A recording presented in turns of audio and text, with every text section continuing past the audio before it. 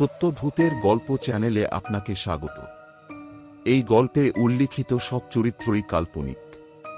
আমি আশা করি আপনারা এটিকে শুধুমাত্র একটি গল্প হিসেবেই নেবেন। আজকের গল্প বটগাছের ছায়া। আশা করি আপনাদের গল্পটা ভালো লাগবে। শুরু হচ্ছে বটগাছের ছায়া। সুন্দরবনের গভীরে একটি ছোট গ্রামে বাস করতেন কল্যাণী, এক বৃদ্ধা বিধবা। তার কাদামাটির বাড়িটি গ্রামের শেষ প্রান্তে, একটি বিশাল বটগাছের পাশে। গ্রামের লোক বলতো সেই গাছ অভিশপ্ত। সন্ধ্যার পর কেউ তার কাছে যেত না। গুজব ছিল ডুবে মরা আত্মারা গাছের ঝুড়িতে লুকিয়ে থাকে জীবিতদের অপেক্ষায়। কিন্তু কল্যাণী এসব গল্পে বিশ্বাস করত না।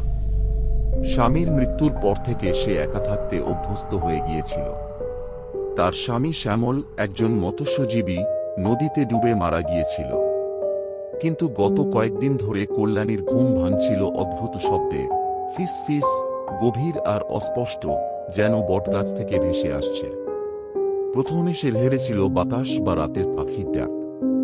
কিন্তু এক ঝড়ের রাতে বিদ্যুতের ঝলকানিতে সে দেখল গাছের ঝুড়ির মাঝে একটি ছায়া দুলছে, মানুষের মতো কিন্তু অস্বাভাবিক।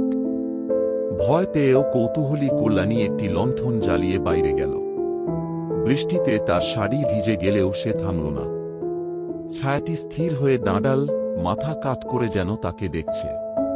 কে তুমি? কল্যাণী চিৎকার করল। কোনো উত্তর নেই। শুধু একটি গুনগুন শুরু হল, নিচু, ভজনকর, শ্যামলের গাওয়া একটি পুরনো গান, নদীর জোয়ার নিয়ে। কল্যাণী দৌড়ে ঘরে ফিরে দরজা বন্ধ করল। গুনগুনানি বাড়তে লাগল, দেয়াল ভেদ করে তার মাথায় ঢুকে পড়ল। সে একটি মরচে ধরা দা হাতে নিয়ে কালী মায়ের প্রার্থনা করতে লাগল। ভোরের আগে শব্দ থামল আর সে ক্লান্ত হয়ে ঘুমিয়ে পড়ল। পরের রাতে ছায়াটি ফিরল, এবার জানালার কাছে। কাচের ওপারে তার ফাঁকা চোখ আর হাঁকড়া মুখ দেখা গেল, কিন্তু মুখ নেই। গুনগুনানি রাগী হয়ে উঠল। তৃতীয় দিনে কল্যাণীর চোখ লাল, হাত কাঁপছে।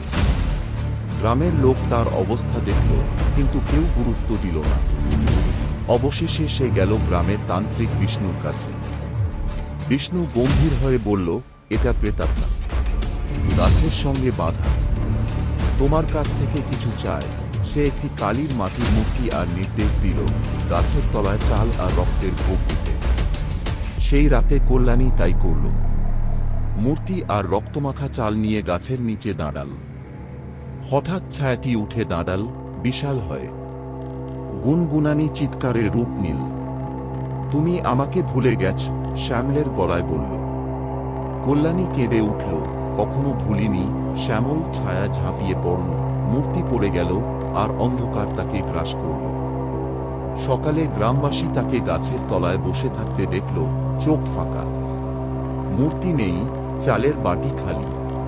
তারা তাকে বাড়ি নিয়ে গেল। কয়েক সপ্তাহ সে নীরবে দুলতে থাকল, তারপর এক রাতে উধাও হয়ে গেল। মাস কয়েক পর এক মৎস্যজীবী গাছের কাছে গুনগুন শুনল। কাছে গিয়ে দেখল দুটো ছায়া হাত ধরে দুলছে। একটি লম্বা, মুখহীন, অন্যটি ছোট, ছেঁড়া শাড়িতে। গ্রামবাসী বুঝল কল্যাণী প্রেতের শিকার হয়নি, সে নিজেই প্রেত হয়ে শ্যামলের সঙ্গে চিরকাল গাছের সঙ্গে বাঁধা পড়েছে।